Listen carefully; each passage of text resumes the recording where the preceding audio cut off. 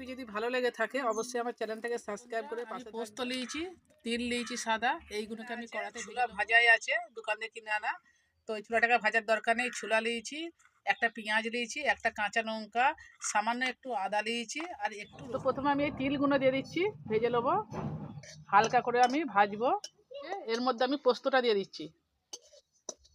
অবশ্যই বন্ধুরা কিন্তু ভেজে নেবেন।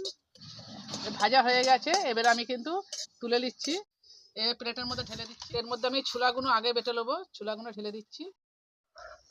তো আমি এবারে বেটে দিচ্ছি ছোলাটা।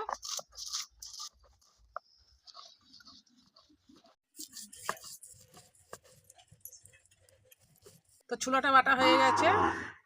তো এবার আমি পোস্ত আর এই তিল যে ভেজে রেখেছিলাম ওটা ঢেলে দিচ্ছি। এইটাকে আমি ভালো করে বেটে নিচ্ছি। পোস্তটাও বাটা হয়ে গেছে, এবারে আমি পেঁয়াজটা দিয়ে দিচ্ছি, বাটবো।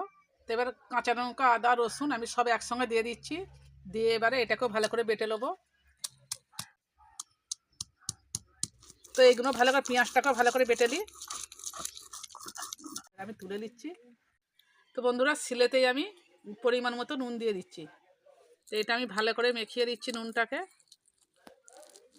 এরমভাবে একবার অবশ্যই বাড়িতে বানিয়ে দেখবেন, খেতে কিন্তু খুব সুন্দর লাগে।